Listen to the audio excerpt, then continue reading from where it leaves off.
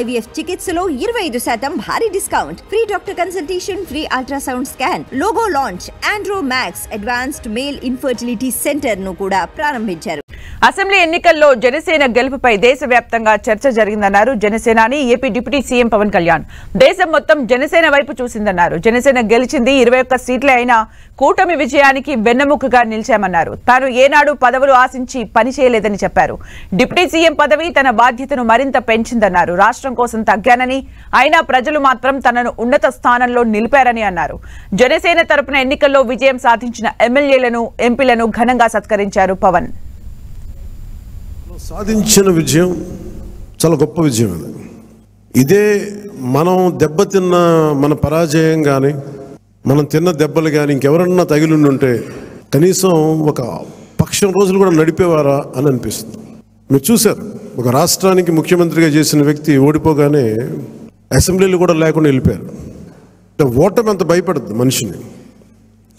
అలాంటిది మనకి ఎంత జనబలం ఉండి ఒక్క సీటు కూడా గెలుచుకోలేని పరిస్థితుల్లో ఏదో ఒకటి వస్తే ఆ వ్యక్తిని వాళ్ళు తీసుకెళ్ళిపోయి అలాంటి పార్టీకి 100% మనం స్ట్రైకింగ్ రేట్తో కొట్టడం చాలా చాలా అద్భుతమైన విషయం. అందుకే నేను పదవులు ఏమి ఆశించలేదు. అలాంటి పదవులు ఆశించిన వాడిని నాకు వచ్చి నేనేమి ఎవరిని పదవి అడగలేదు, ఏమి చేయలేదు. మీరు చూస్తే నేను ఎక్కడ కూడా ఎలక్షన్ టైంలో నేను ఉప ముఖ్యమంత్రి అవుతానని కానీ అసలు ఏమీ నేను మాట్లాడలేదు, దాని గురించి చెప్పలేదు. పదవులు ఉన్నా లేకపోయినా పని చేద్దాం, ప్రజల కోసం పనిచేద్దాం, నిలబడదాం, ఈ తప్ప వేరే ఆలోచన లేదు.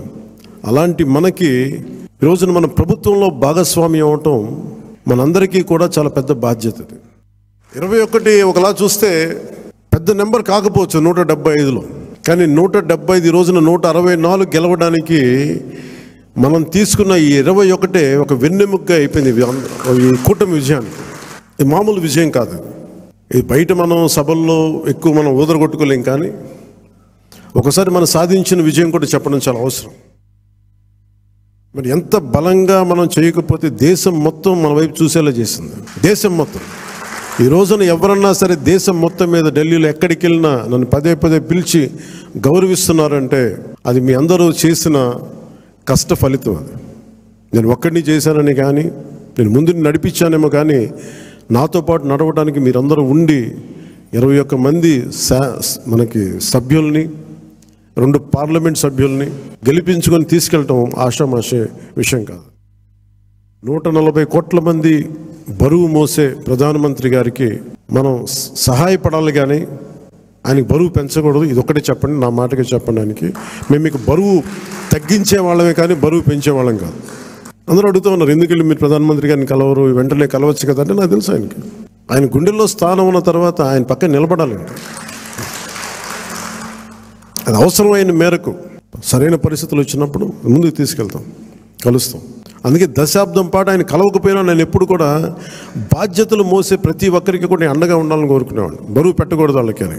కనీసం కూర్చోబెట్టి ఒక ఫోన్ కాల్ కూడా చేయను. ఎందుకంటే మీకు అవసరమైతే ఒకటే చెప్తాను, మీకు అవసరమైతే నేను ఎప్పుడు ఉంటాను, ఒక్క మాట చెప్పండి నాకు, నేను మీకు అండగా ఉంటానని చెప్తాను.